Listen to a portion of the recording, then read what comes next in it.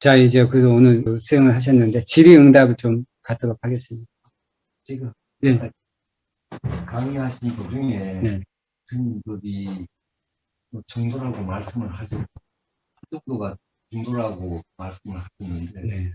중도에 대한 그 개념이 어떤 게 중도인지 그게 확실히 감이 안 잡히거든요. 이 말씀하신 그 중도, 한 정도에서 왜 중도가 중도라고 그렇게 말씀드리게 됐어요. 네. 그 자세한. 네. 아주 좋은 질문입니다. 왜 좋은 질문이라고 하냐면요. 이 빅과 출가해서 얼마 되지 않아서 양곤에 있는 마하시센터에서 한국의 수행자들 몇 분을 보셨는데 그때 당시에 한 이제 50대 중반이나 60대 중후반에 되시는 이 한국의 수행자들이 와서 이제 법담을 나누는데 네. 중도 수행에 대해서 얘기하는 거예요. 중도, 중반. 왜냐하면 한국에서도 중도에 대해서 많은 칭찬들이 있었습니다. 중도를 깨달아야 된다. 중도를 실천해야 된다. 근데 그분들이 하시는 게 중도, 가운데 중자이기 때문에 중용이 중도다 이렇게 하시는 분이 있어요. 모든 일의 중간. 극단이 아니고. 중도의 중, 네. 그걸 보면은 법뜻인데. 네. 근데 그게 팔점도하고 연결하면 제가 중간을 찾을 수가 없어요. 네, 그래서 이제 말씀드리려고 하는 거예요. 그래서 그렇기 때문에 어떤 사람은 불교의 중도를 그 유교의 중용과 이렇게 혼돈하시는 분들이 있어요. 그리고 어떤 그 일을 할 때 있어서 이쪽과 저쪽에 있어서 중간에 타협하는 거 있잖아요. 화합하는 거. 중간 지점에서. 이게 컴프로마이즈라고 하죠. 그것이 중도라고 이렇게 하시는 분도 있어요. 그렇게 생각하는 이유는 무엇인가? 그렇게 받아들이는 이유는 무엇인가? 그 뭐냐면 사전을 보지 않았기 때문이다. 어떤 사전은? 불교 용어 사전을 보지 않았기 때문이다. 불교 용어 사전이라는 그런 책이 있는 거예요. 불교 용어 사전이라고는 따로는 없지만 부처님께서 중도를 썼단 말입니다. 어? 그럼 부처님께서는 중도를 뭐라고 정의하셨을까? 어떤 의미로 중도를 쓰셨을까? 이걸 알아야 될 거 아니에요. 내 생각에는 아니고, 그쵸? 내 생각이 중요합니까? 아니면 부처님께서 정확하게 그 쓰신 용어가 중요합니까? 그래서 우리는 중도 하면 내 생각에 가운데 중자에다 길도자면 가운데 길. 중도에 간다 그러면 여러분, 그와 같이 가운데 길을 가야 된다는 이 중도 실천하게 되면 큰일 납니다. 왜 큰일 납니까? 여러분, 고속도로 가세요. 가운데로 가면 됩니까? 안 됩니까? 네? 그렇기 때문에 개념을 잘 아는 게 중요합니까? 중요하지 않습니까? 내 생각대로 생각하면 됩니까? 안 됩니까? 안 돼요. 내가 모를 때는, 확실하지 않을 때는 어떻게 해야 됩니까? 우리가 부처님 법을 배울 때는 내가 안다고 확실하게 안다 하더라도 나보다 더 뛰어나거나 훌륭한 사람이거나 잘 아시는 분이 있으면은 이걸 해야 됩니다. 이게 뭡니까? 돌다리도 내가 분명히 알지만 돌다리도 두드려서 건너라. 이 빅구는 이번에 오실 자나카 비암사 그분 만나면 굉장히 행복해요. 왜 그런지 아십니까? 이 빅구가 지금 여러분 봤을 때는 부처님의 기본적인 핵심 이거 좀 알고 있는 것 같잖아요. 여러분의 질문에 대한 설명해 주잖아요. 근데 그분을 만나게 되면은 이것뿐만 아니라 더 깊이 부처님과 그 부처님의 제자들과 그 주석가들이 2500년의 역사 동안 이렇게 쫙 축적해온 거 있지 않습니까? 여러 가지 다양한 이것들 말씀해 주시거든요. 그러면은 그 지혜가 확장이 돼요. 더 깊어져요. 풍부해져요. 그렇기 때문에 내가 안다 생각할지라도 돌다리도 두드려서 건너라고 알지만 다른 분에게 또 한번 여쭤보세요. 그러면은 그분이 알고 있는 내가 미처 알지 못하는 그런 것들이 생길 수 있어요. 자, 그럼 부처님께서 중도를 아까 얘기했잖아요. 맞지마 빠띠빠다. 무엇이 중도인가? 감각적인 즐거움을 추구하는 삶이 있잖아요. 이것이 하나의 극단이에요. 양극단을 떠나라고 했어요. 양극단. 가운데 길이 아니고 양극단이에요. 추구하지 않아야 된다는 거예요. 하나는 감각적인 즐거움을 추구하는 거. 또 하나는 부처님 당시에 어떠한 사람들이 있었냐면은 가시 위에서 자고 떼약빛 밑에서 서 있고 물속에서 하루 종일 있고 하루에 쌀 한 ton만 먹고 하는 자기 자신을 극도로 괴롭히는 수행을 통해서 깨달음을 얻을 수가 있고 고통에서 벗어나고 그 다음에 궁극적인 어떤 이 진리를 깨달을 수 있다고 생각하는 그러한 수행 전통이 있었어요. 수행 경향이. 예를 들어서 결과부자 해가지고 뭐 12시간, 24시간을 뭐 결과부자로 하게 되면은 깨달을 수 있다. 아니면 그러면 업장이 소멸된다. 내가 지금까지 쌓은 부선업이 제거된다. 라고 믿고 잘못된 수행하는 그런 수행 전통이 있었어요. 그래서 이 중도란 개념을 그 5비구에게, 5비구에게 한 거거든요. 그때 당시에는 부처님께서 6년 고행을 하셨어요. 6년 고행을 할 때 극한으로 하셨어요. 5비구가 부처님을 시봉하고 부처님께서는 극한의 고행을 하셨어요.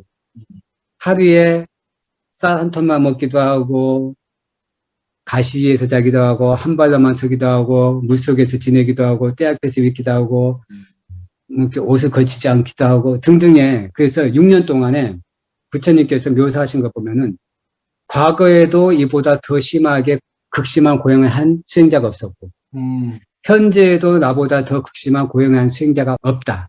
미래에도 없을 것이다. 이렇게 숙고를 하신 거예요. 왜냐하면 극한으로 하신 거예요. 극도의 자기 자신을 괴롭히는 수행을 하신 거예요. 그 하나의 극단과 반면에 현생에 즐기는 것이 최상의 행복이다. 미래생은 없다. 그래서 즐길 수 있을 때 즐겨라. 미래란 있을지 없을지 모르는데 그거 기억할 수 없다. 그러니 현재 지금 이 순간 우리 그렇게 불나방처럼 살아가는 젊은이들 있죠. 이 비쿠 젊었을 때 보면은 인생 뭐 있노?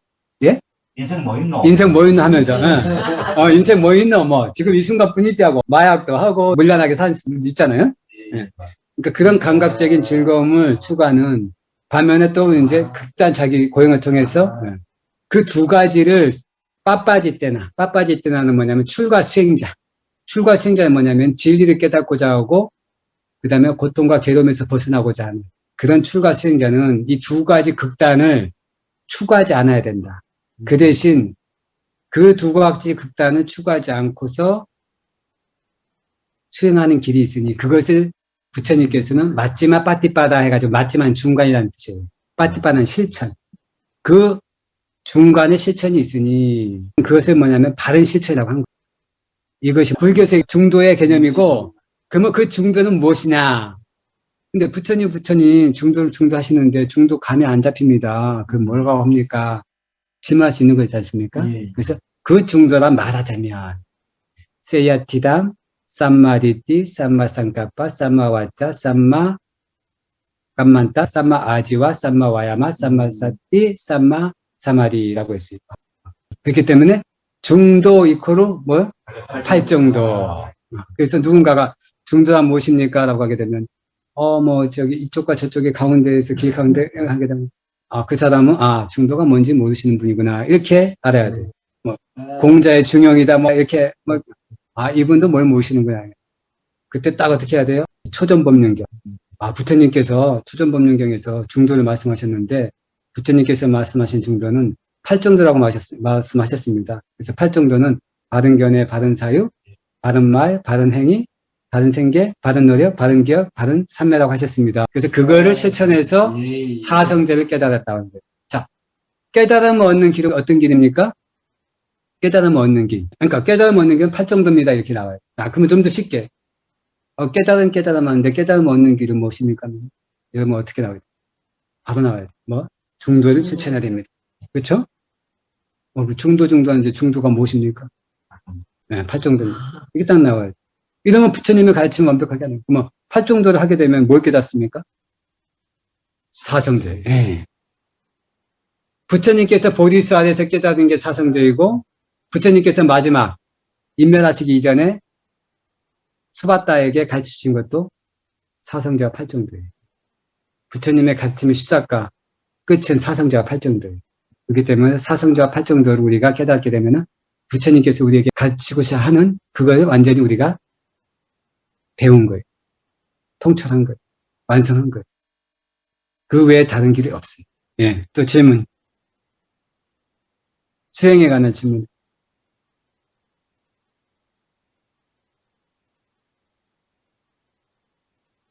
거룩한 부처님께 기이합니다. 이와 같은 것을 마음속으로 의도를 불러일으키고 일심을 하게 되면 부처님과 부처님의 가르침, 상가에 대한 깨끗한 믿음, 확실한 믿음들이 내 마음속에 뿌리 내리게 하는 그런 힘이 있기 때문에 그 믿음에 의거해가지고 우리가 번뇌를 이겨낼 수가 있어요.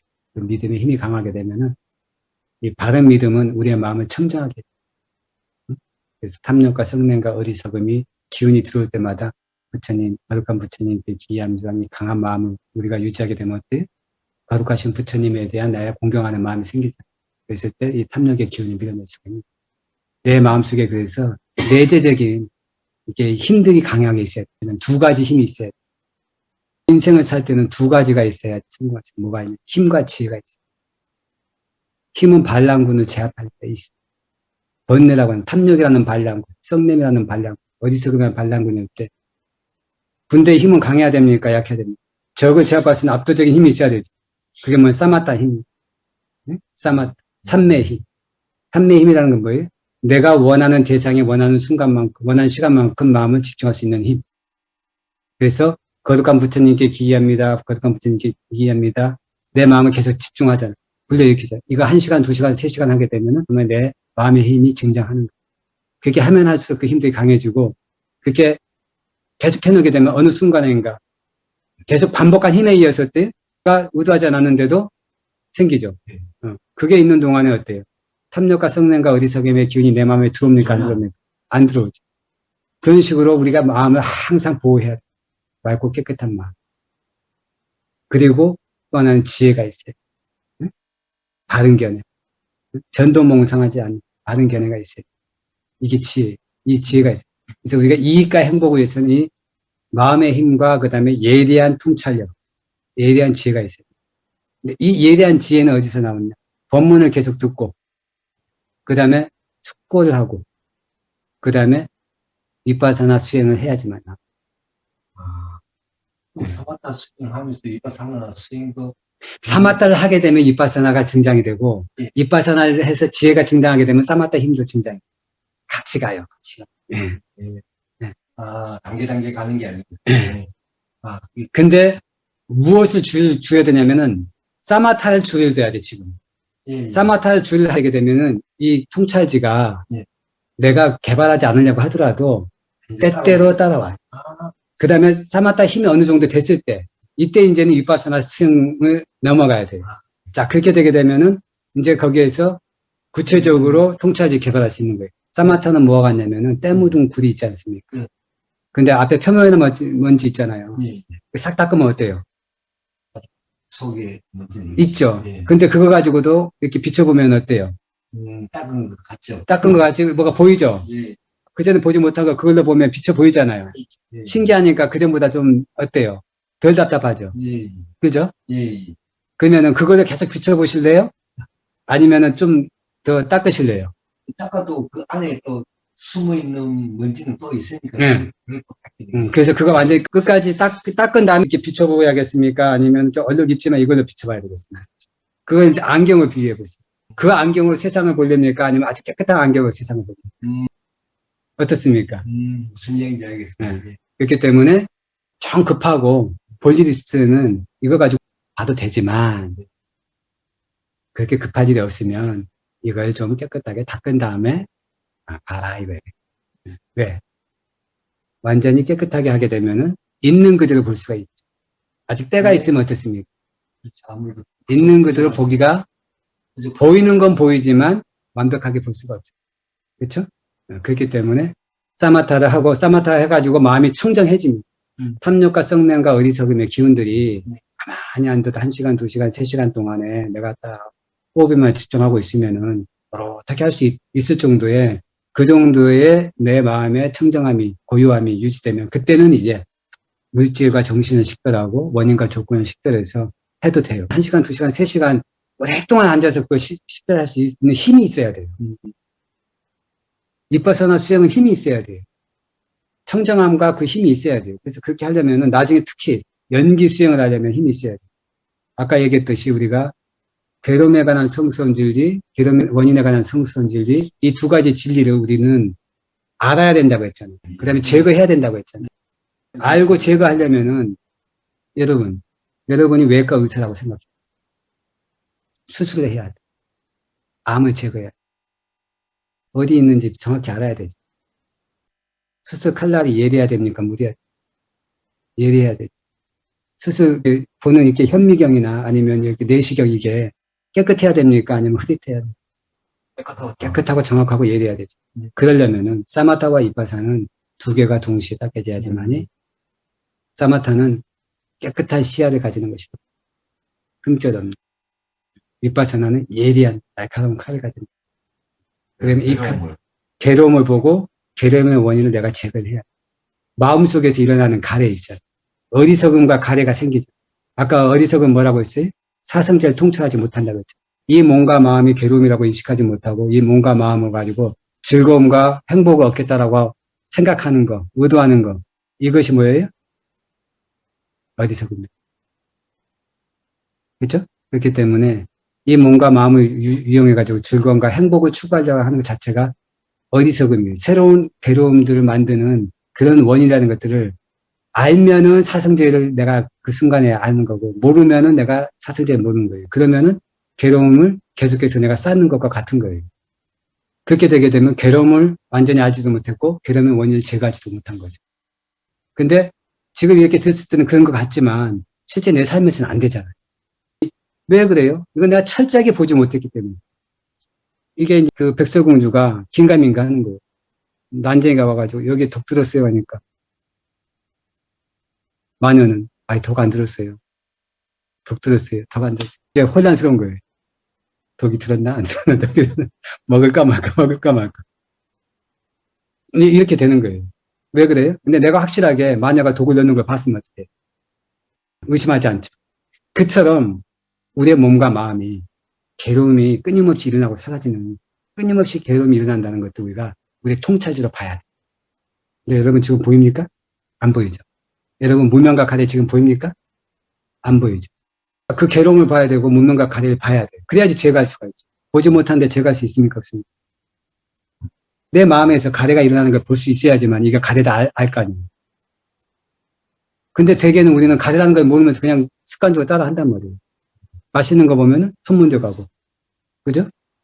그렇기 때문에 우리가 사마타 이파사나를 아주 강하고 능숙하고 예리하게 개발해야지만 매 순간순간에 일어나는 무명과 가래의 이 습기, 이거 끊임없이 일어나고 있어요. 왜? 이것에 지금 씨앗이 잠자고 있거든. 잠재되어 있거든.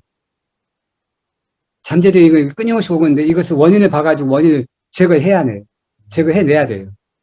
그렇지 않으면은 지금 현재 우리가 이렇게 예를 들어서 남의 시선에 의해서, 그 다음에 내 원칙에 의해서, 그 다음에 나는 도덕적으로 좋은 사람이 돼야 되니까 하는 이건 뭐와 같냐면은 저기 이렇게 냄새가 새나고 있는데 뚜껑을 반쯤 더 하는 거. 예, 또 질문.